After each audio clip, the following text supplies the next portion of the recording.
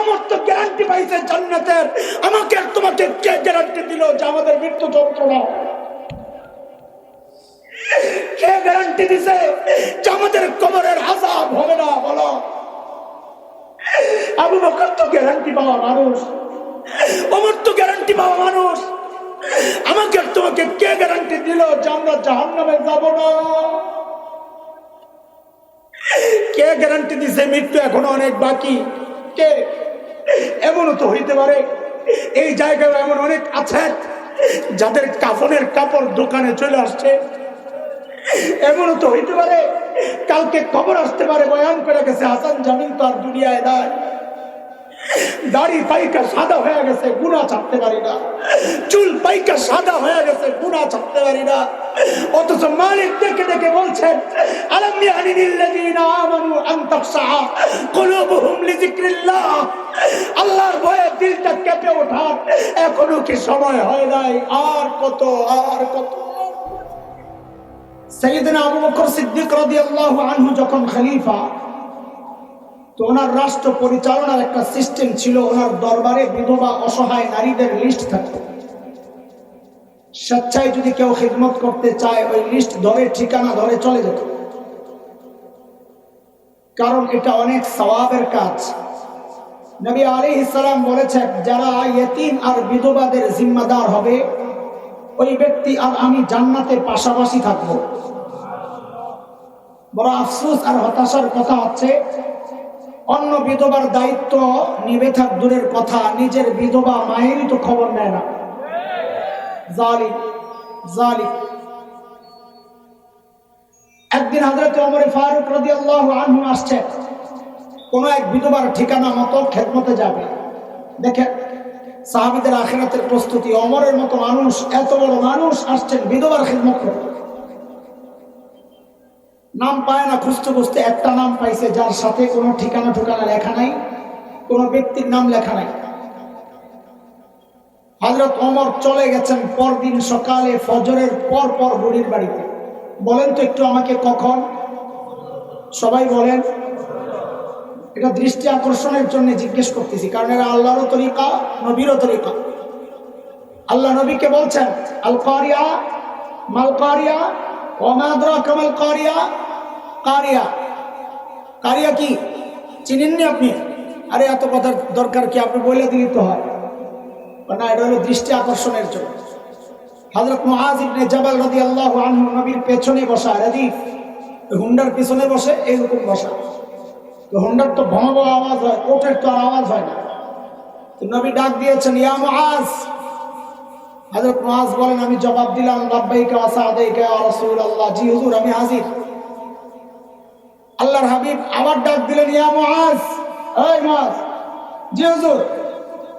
নবী আবার ডাক দিলেন ইয়া মুআজ। হযরত মুআজ বলেন আমি আবারও জবাব দিলাম জি হুজুর। লাব্বাইকা ওয়া সা'দাইকা ইয়া রাসূলুল্লাহ। হযরত মুআজ বলেন এই শোনো, নবী যে বারবার আমাকে ডাক দিচ্ছেন বিষয়টা এমন না যে আমি নবীর আওয়াজ শুনি না, আবার আমার জবাবটাও নবী শুনেন না, বিষয়টা এমন না। লাইসা বাইনি ওয়া বাইনাহু ইল্লা মুখারাতার রাহিল। নবী আর আমার মাঝখানে শুধু একটা কাঠ যার মধ্যে হেলান দিয়া বসতো, ওই কাঠটাই, দূরত্ব বেশি নাই। তাহলে নবী বারবার কেন ডাক দিলেন? বলে দৃষ্টি আকর্ষণের জন্য, বলে মনোযোগ দিয়া শোন। বলেন তো হযরত ওমর বুড়ির বাড়িতে কখন গেছেন? কথাটা কেন বললাম? কারণ হযরতে সাহাবায়ে কেরাম দিনের কাজ শুরু করতেন ফজরের নামাজের পর পর। নবী আলাইহিস সালাম যারা সকালে কাজ করেন তাদের জন্য বরকতের দোয়া করছেন। শেখ ইবনুল কাইয়িম রাহমাতুল্লাহি আলাইহি বলেছেন, জাদুল মাআদের মধ্যে আসছে যে যে ব্যক্তি সকালে ঘুমাবে তার ঘর থেকে কোনোদিন অভাব দূর হবে না। কেন? আল্লাহ ওই টাইমে রিজিক বন্টন করেন, বরকত বন্টন করেন। ঘুমাইলে আপনার ভাগটা কারে দিবে আল্লাহ। পরদিন সকাল ফজরের পর পর সাইয়েদনা ওমর বুড়ির বাড়ির দরজার সামনে দাঁড়ায়া দরজা লক করে বলে, বাড়ি আপনার ঘরের কাজগুলো করার জন্য আমি ওমর ইবনুল খাত্তাব হাজির। বুড়ি ভেতর থেকে জবাব দেন, বাবারে প্রতিদিন যে আল্লাহর বান্দা আমার ঘরের কাজগুলো করেন তিনি ইতিমধ্যে ওই কাজ করে চলে গেছেন।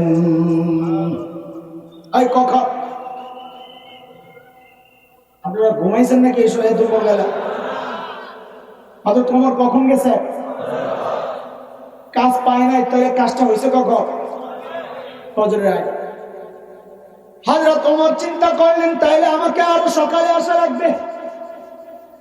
ওই চিন্তায় সাইয়েদনা ওমর ইবনুল খাত্তাব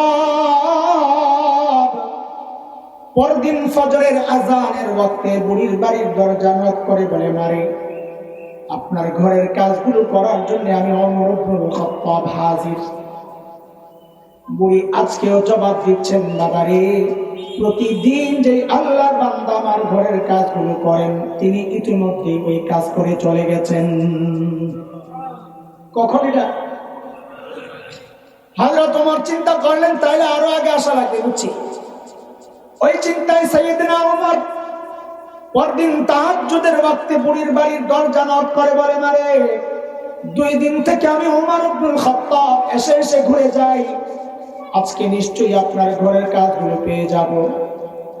বুড়ি হযরত ওমরকে অবাক করে জবাব দিচ্ছেন, বাবারে প্রতিদিন যে আল্লাহর বান্দা আমার ঘরের কাজগুলো করেন তিনি ইতিমধ্যে ওই কাজ করে চলে গেছেন।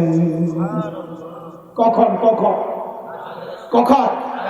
চিনেননি তাহাজ্জুদের ওয়াক্ত আপনারা? কখন?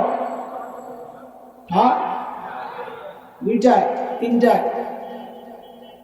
এই তো ওলামায়ে কেরাম এক একজন এক একটা বলবেন। আচ্ছা, সারা জিন্দেগির জন্য একটা কথা মনে রেখেন, তাহলে বেজার লাগবে না।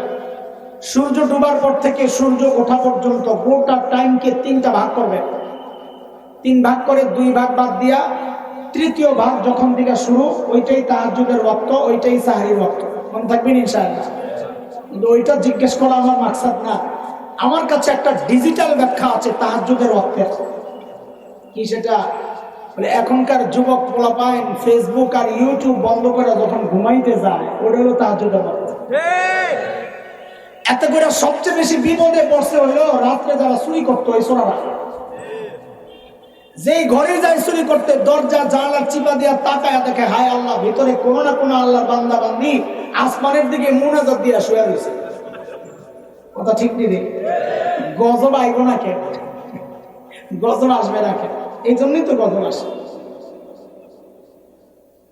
হযরত ওমরের টনক নড়ছে এইবার, কিরে এত গভীর রাতে কে খেদমত করতে আসে? আমার কাজ দরকার নাই, আগে বুড়িরে বের করা লাগে, এই আল্লাহর বান্দারে বের করা লাগে। কে বুজুর্গ? ওই চিন্তায় হযরত ওমর পরদিন এশার নামাজের পর বুড়ির বাড়ির দরজার সামনে এক ঝোপের আড়ালে চুপচাপ বসে আছেন। দেখবেন কি আল্লাহর বান্দা কাজ করতে আসে এত রাতে। হযরত ওমর লক্ষ্য করলেন এক আল্লাহর বান্দা খালি পায়ে পা টিপে টিপে চোরের মতো বুড়ির বাড়ির দিকে আগাইতেছে। হযরত ওমর রেডি, আসেন দেখি কেডা। যেই না সামনে আসছে ওমর দাঁড়িয়ে গেছেন। এই কে? বাপরে, হযরত ওমরের যে আওয়াজ! মানুষটাও একা, রাত ও গভীর। আমি যদি এইরকম কোনো চিপায় পড়তাম আর যদি কেউ আমার সামনে দাঁড়ায়, তারা লগলের কাপড় নষ্ট হয়ে যাবে। কিন্তু হযরত ওমরের আওয়াজে ওই ব্যক্তি ভয় পাবেন থাক দূরের কথা, উল্টা হযরত ওমর যাকে দেখলেন নিজেই চমকায় গেছেন। দেখেন আর কেউ না, খলিফাতুল মুসলিমিন আবু বকর সিদ্দিক রাদিয়াল্লাহু তাআলা। এই কি অবস্থা! পায়ের দিকে তাকায় দেখে জুতা নাই, পাও খালি। আবু বকরকে ওমর রাদিয়াল্লাহু আনহু বড় মহব্বত করতেন, এমনি লাইয়া থাকতেন। লাইয়া থাকা মানে গুতাগুতি আর খোসাখুসির লাগানা, কাটছে আমলকে বেশি করতে পারে, ওই প্রতিযোগিতা। ধরছেন, এই আবু বকর সুফি সাহেব জুতা কই? খালি পায়ে আসছেন কেন? ডাকে করে ইসলামী শাসন ব্যবস্থার সৌন্দর্য, সুবহানাল্লাহ। সাইয়েদনা আবু বকর জবাব দেন, ওমর জুতা পরলে চটচট আওয়াজ হয়, যদি মানুষের ঘুম ভেঙে যায়। শাসক জনগণের ঘুম নষ্ট হবে, এই জন্য রাতে জুতা খুইলা খালি পায়ে হাঁটে। হায় কোন দুনিয়ায় বাস করি! ঘুম তো দূরের কথা, এখন তো জানেরই নিরাপত্তা নেই। আমাদের আকাবির আসলাফরা আমাদের গর্ব, উলামায়ে দেওবন্দ আমাদের গর্ব। কেন? সাহাবীদের এই নমুনা আমার আকাবিরদের মধ্যে পাওয়া যায়। মুফতি শফি রহমতুল্লাহ আলাইহি লিখেছেন যে আমার উস্তাদ আসগর হোসেন রহমতুল্লাহ আলাইহির সান্নিধ্যে আত্মশুদ্ধির জন্য কিছু সময় আমি কাটিয়েছি। একদিন হযরতের সাথে কোথাও যাচ্ছিলাম, রাতে হঠাৎ এক বাড়ির সামনে যায় হযরত জুতাগুলা হাতে নিয়ে নিছে। হ্যাঁ মুসলমান, খেয়াল করো ইসলাম কাকে বলে। জুতাগুলা হাতে নিয়ে নিছে, কিছু দূর যায় আবার জুতাগুলা পরে হাঁটা শুরু করছে। মুফতি শফি রহমতুল্লাহ আলাইহি চিন্তা করতেছেন, জুতা খুললো কেন হুজুর? এটা কোনো পবিত্র জায়গা নেই। ফাখলানা আলাইকিন্নাকা বিল ওয়াদিল মুকদ্দাসি তুয়া, মুসা আলাইহিস সালামকে আল্লাহ বলছেন জুতা খুলে পবিত্র জায়গায় আছে। এটাও কোনো পবিত্র জায়গা কিনা, জুতা খুললো কেন? জিজ্ঞেস করা হয়েছে, হযরত আপনি জুতা খুললেন কেন? আমি কিছু বুঝলাম না। হযরত মুফতি শফি রহমতুল্লাহ আলাইহি বলেন, ওস্তাদকে যখন আমি জিজ্ঞেস করি তো ওস্তাদ জবাব দিচ্ছেন, এই যে বাড়িটা, এই বাড়িটা একজন অমুসলিম দেহ ব্যবসায়ী পতিতা। তো বলে হযরত জুতা খুললেন কেন? তো বলে এই যে বাড়িটা, এটা অমুসলিম এক দেহ ব্যবসায়ী পতিতা, অর্থের বিনিময়ে নিজের দেহকে বিলায় ব্যবসা, তার বাড়ি। জুতা খুলছেন কেন? বলে এক সময় তার রূপ ও যৌবন ছিল, তার কাছে অনেক খদ্দের আসতো, তার কাস্টমার আসতো। এখন তার বয়স পড়ে গেছে, এখন আর লোকজন আসে না, কিন্তু সে প্রতি রাতে অপেক্ষায় বসে থাকে নিশ্চয়ই। এখন আমি পুরুষ মানুষ, আমার পায়ের জুতার আওয়াজ পায়ে সে টের পাবে কোনো পুরুষ আসতেছে, সে আশাবাদী হবে, না জানি আমার খদ্দের আসছে, আমার কাস্টমার আসছে। আমি যখন চলে যাব সে আশাহত হয়ে কষ্ট পাবে, আমি চাই না এই কষ্টটা সে পায়। আরে ভাই, এর নাম ইসলাম। আমি আর আপনি কি করি? নিজের জায়গাগুলা মেপে মেপে শেষ মাথায় যায় টয়লেটটা বানাই।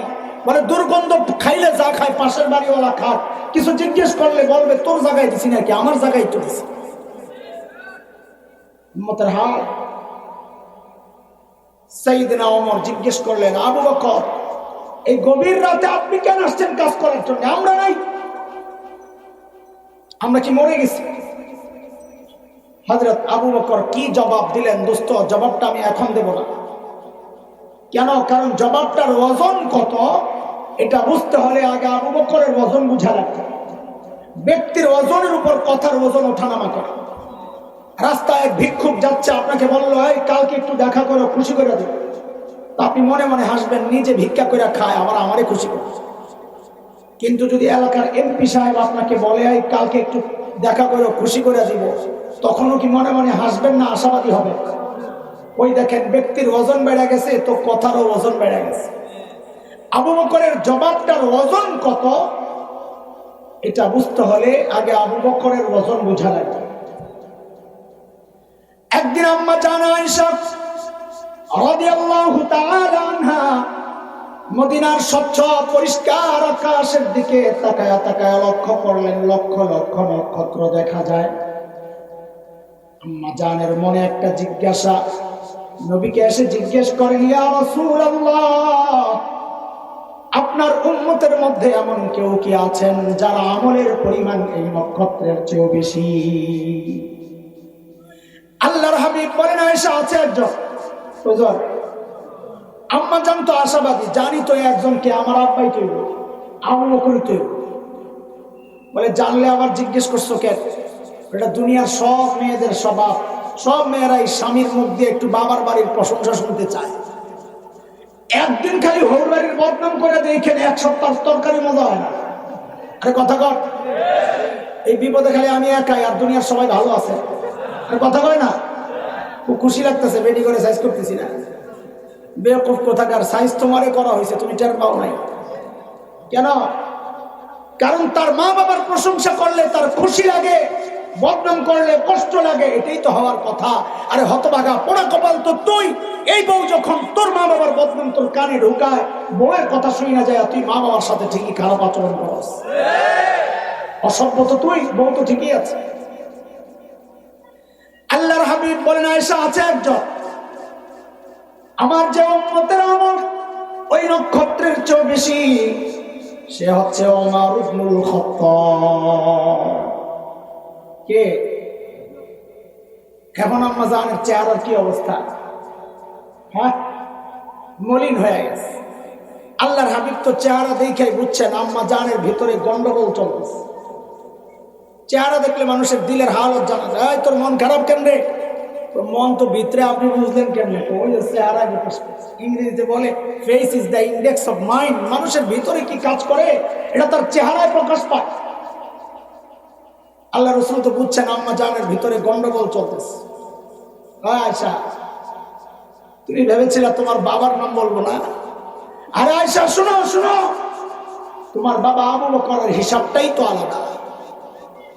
আমার গোটা উম্মতের আমল যদি এক পাল্লায় করা হয়, আর একা তোমার বাবা আবু বকরের আমল যদি আরেক পাল্লায় করা হয়, তো আবু বকরের আমলের পাল্লা ভারী হয়ে যাবে। আবু বকরের মর্যাদা শোনাইতেছি। একদিন হযরত ওমর আসছে, বলে দোস্ত আপনার সাথে একটা লেনদেন করবার চাই। ওমর আবু বকরের বলে, আরে কি লেনদেন করবেন আপনি?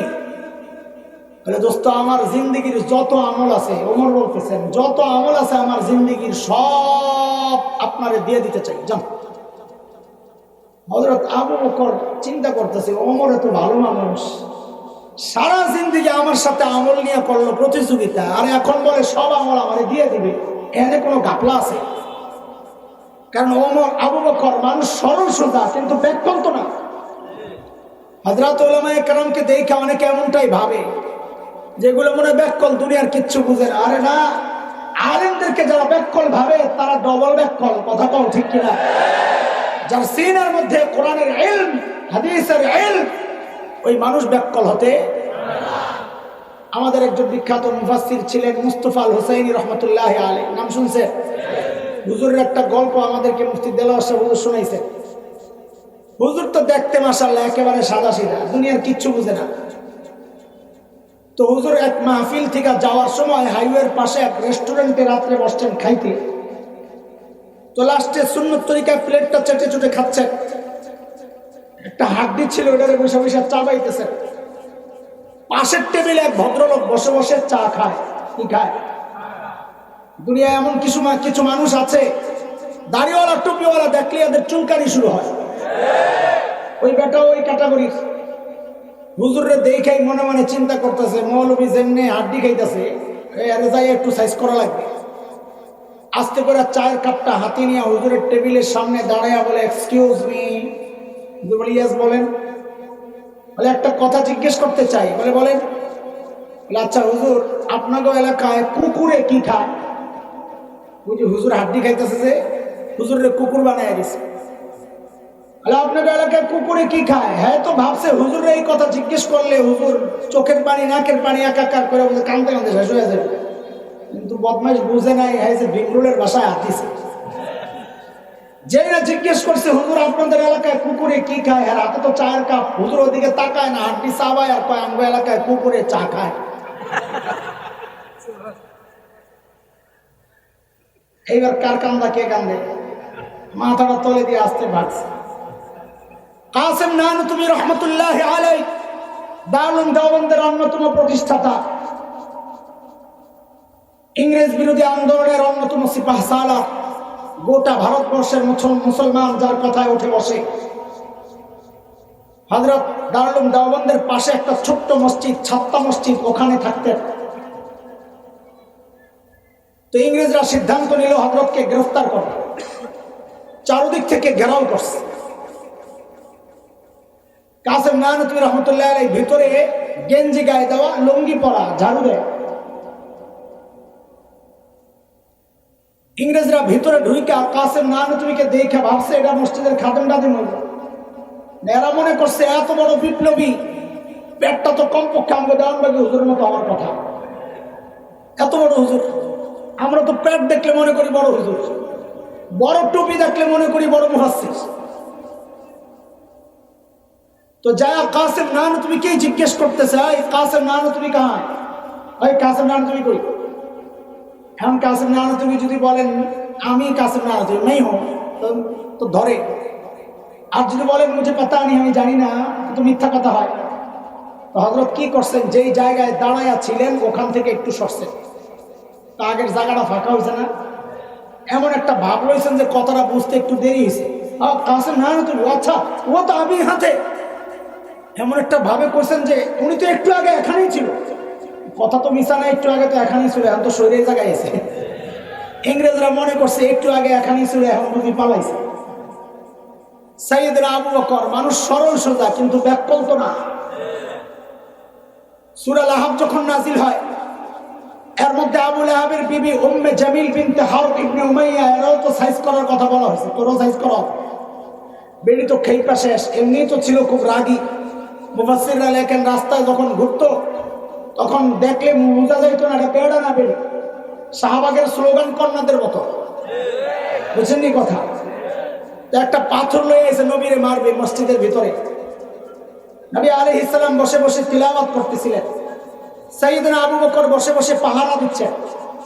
দেখেন যে উম্মে জামিল আসতেছে, হাতে পাথর, আস্তে আস্তে বলতেছেন ইয়া রাসূলুল্লাহ, উম্মে জামিলের হাবভাব বেশি ভালো মনে হচ্ছে না। নবী বলেন আবু বকর আসতে দেন, আসতে দেন, উম্মে জামিল আমারে খুঁজেই পাবে না, দেখবেই না।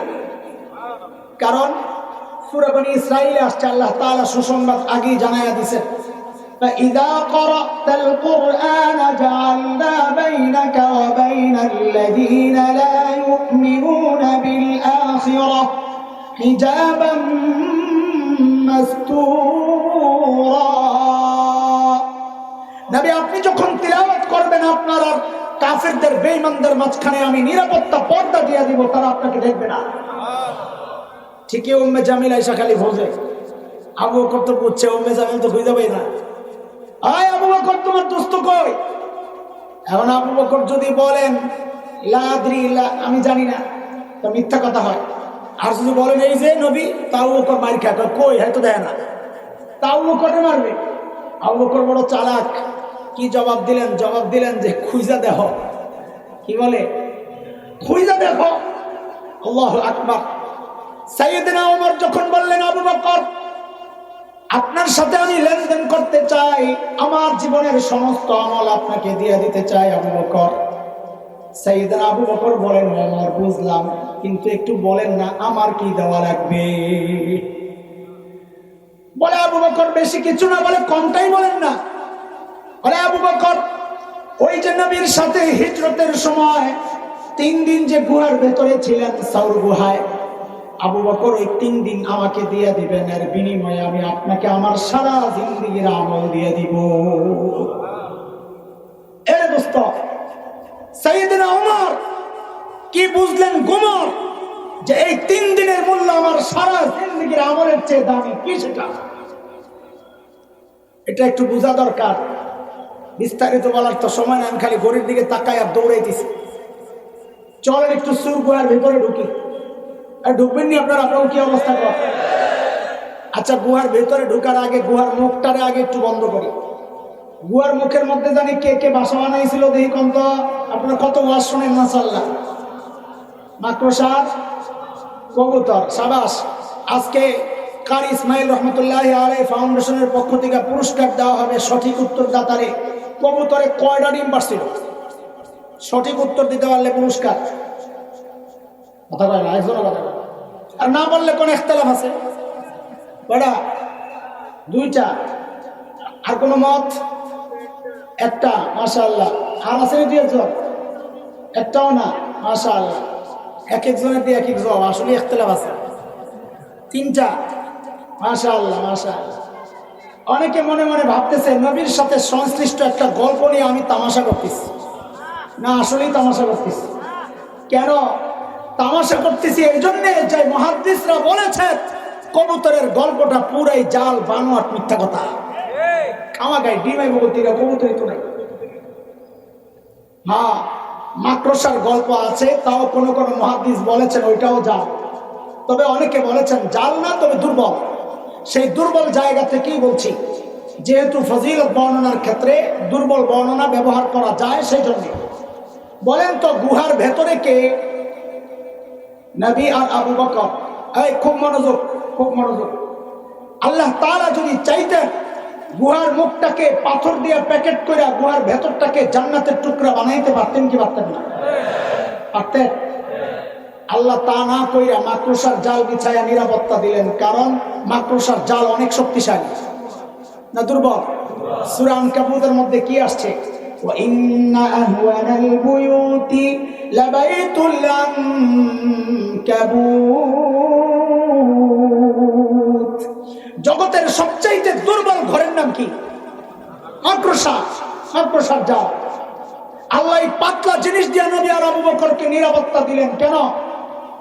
আল্লাহ আমাকে আপনাকে দেখায়া দিচ্ছেন, এরে আমার বান্দা, আমি যদি আমার দ্বীনকে বাঁচাতে চাই তো আমার পারমাণবিক অস্ত্র লাগে না, যুদ্ধ বিমান লাগে না, লাখো সৈন্যের দরকার হয় না, ট্যাঙ্ক কামান সাবমেরিনের দরকার হয় না। আমি আমার দ্বীনকে বাঁচাতে চাইলে মাকড়সার জাল দিয়েও বাঁচায়া দিতে পারি। দরকার আবু বকরের ঈমান। কি দরকার? শেখ ওমর মুখতার রহমতুল্লাহ আলাইহি, লিবিয়ার বিপ্লবী, গভর্নমেন্ট সিদ্ধান্ত নিছে বম্বিং করে গোটা এলাকা শেষ করে দিবে।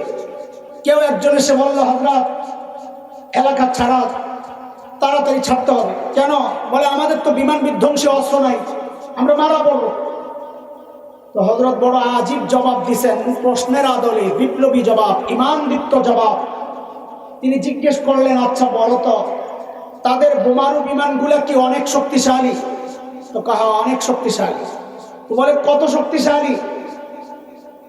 বিমানগুলা আরশের উপরে দিয়ে যায় নাকি? কয় না। কয় নিচে দিয়া। কয় কি করাতে? কোথায় আরশ, কোথায় সাত আসমান, কোথায় মহাশূন্য, এর কত নিচে দিয়ে বিমান যায়? কঠোর তৈলে ডরায় রাখত। যদি আরশের উপর দিয়ে যেত তাহলে ভয় পেতাম যে আমাকে রক্ষা করবেন যে আরশের মালিক, তার উপরও যদি বোম পড়ে তো আমারে বাঁচাবে কে? যদি আমার রব অক্ষত থাকেন তাহলে আমার কোনো টেনশন নাই। আরে দোস্ত, তিনি তো সূরা তাওবার শেষ আয়াতের তরজমা শোনাইছেন। আল্লাহ নবীকে এই কথা বলেই সান্ত্বনা দিয়েছেন কি?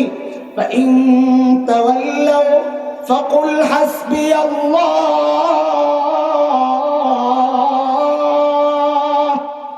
লা ইলাহা ইল্লাহু আলাইহি তাওয়াক্কালতু ওয়া হুয়া রাব্বুল আরশিল আযীম।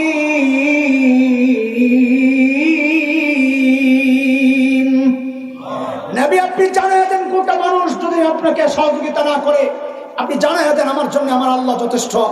তিনি ছাড়া কোনো মাবুদ নাই। তার ক্ষমতা জানো, তিনি আরশে আজিমের মালিক।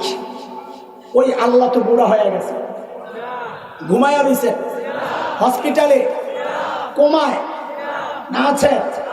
তো আল্লাহ বলেন আমার সিস্টেম, সূরা আহজাব আয়াত 62, সুন্নাতাল্লাহিল্লাতী ক্বাদ খালাত মিন ক্বাবল ওয়া লান তাজিদা লিসুন্নাতিল্লাহি তাবদীলা।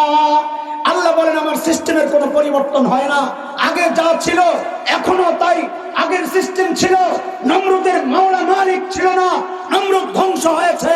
ফিরাউনের মালিক ছিল না, ফিরাউন ধ্বংস হয়েছে। খলিল ইব্রাহিমের মালিক ছিল, তিনি জিতে গেছেন।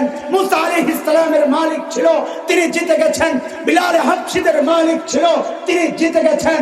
ও কুলাঙ্গাররা শুনে রাখ, আল্লামা বাবুনগরীরও মালিক আছে, আল্লামা মামুনুল হকেরও মালিক আছে। তাদের পরাজয় নাই, তোদের পরাজয় শুনেছে, তোদের ধ্বংস অনিবার্য। কথা বলেছে।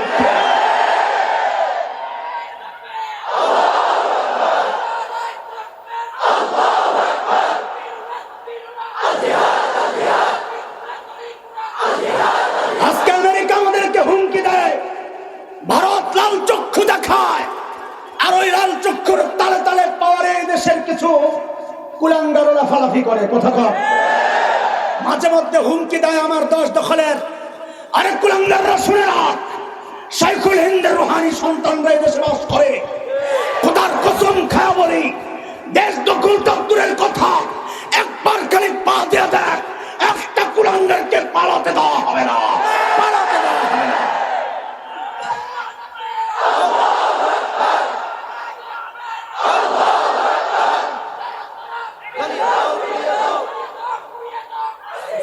আল্লাহর হাবিব সাইয়েদনা আবু বকরের কোলে মাথা রেখে গুহার ভেতরে আরাম করতেছিলেন, ঘুমাইতেছিলেন।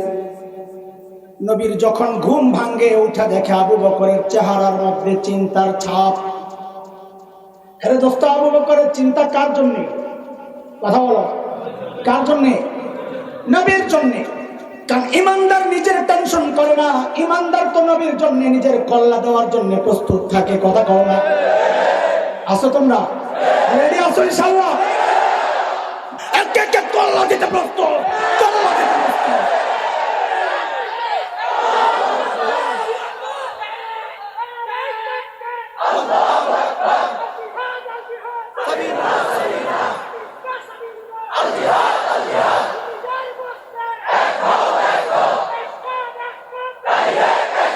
আল্লাহর হাবিব আবু বকরের চেহারার দিকে তাকায় তাকায় বলেন, আবু বকর এত টেনশন কেন আপনার? সাইয়েদনা আবু বকর জবাব দেন, ইয়া রাসূলুল্লাহ, ওই যে গুহার মুখের দিকে তাকায় দেখেন কাফেররা হাঁটাহাঁটি করতেছে।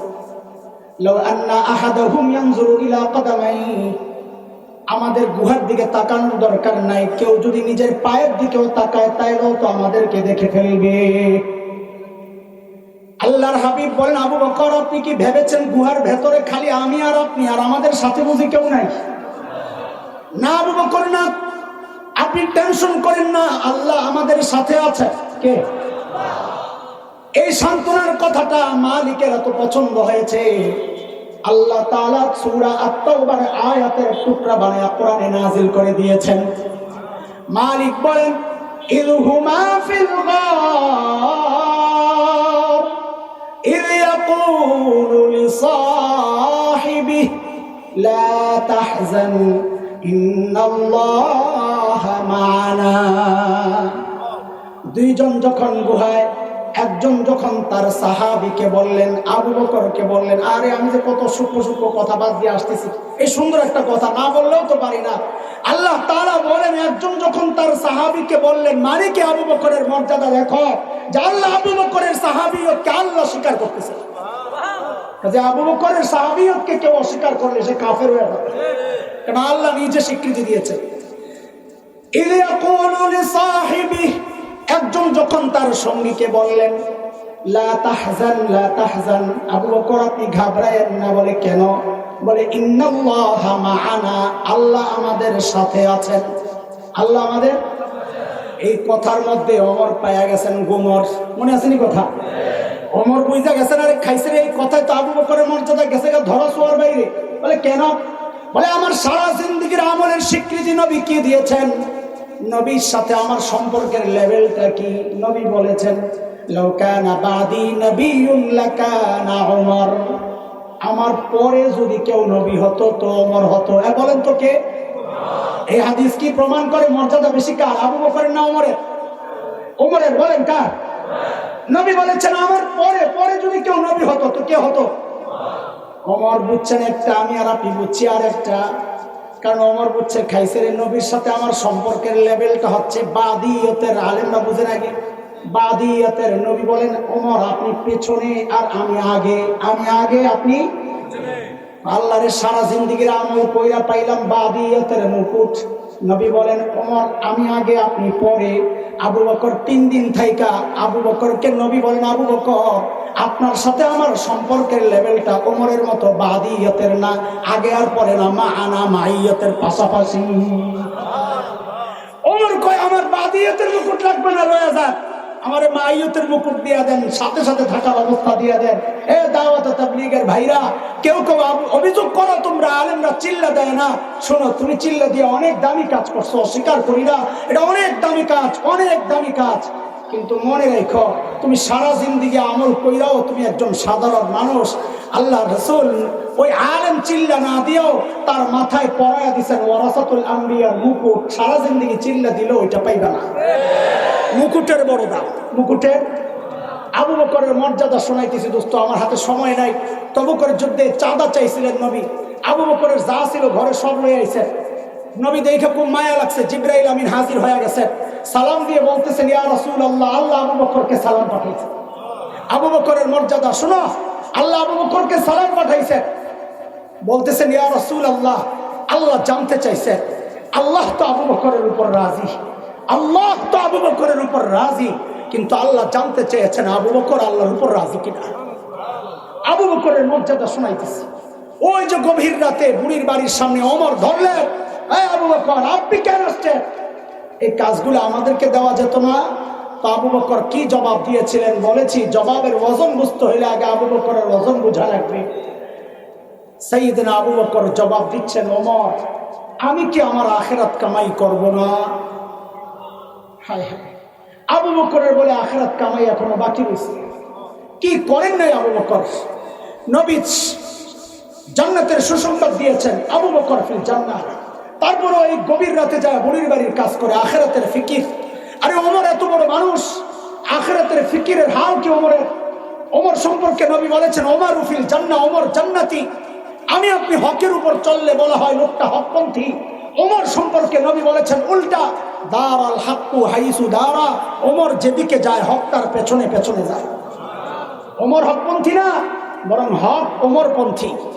জান্নাতে যায়া নবী ওমরের বাড়িটা দেখছেন, দুনিয়া এসে উচ্ছ্বাস প্রকাশ করতেছেন, আহারে ওমরের বাড়িটা দেখছি জান্নাতে কি যে সুন্দর। আমার দিল চাইছিল একটু ভিতরে ঢুকি, না জানি ভেতরটা কত সুন্দর।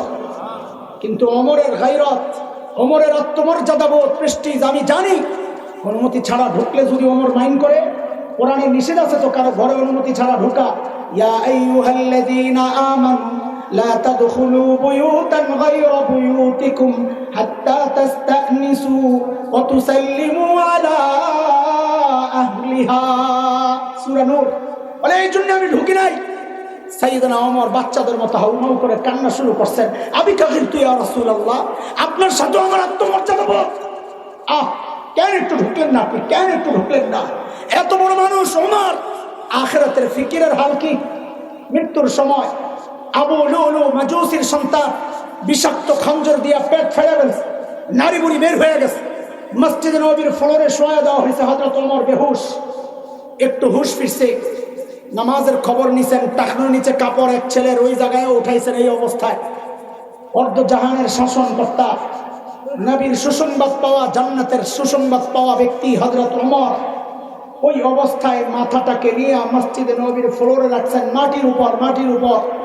আয়ে ওমর কাঁদতেছেন, চোখ দিয়ে ঝরঝর করে পানি পড়তেছে, কাঁদতেছেন, আর গালগুলাকে মাটির সাথে এভাবে ঘষতেছেন আর বলতেছেন, ওয়াইলুল লাকা ইয়া ওমর ইন লাম ইয়াগফির লাকা রাব্বুক।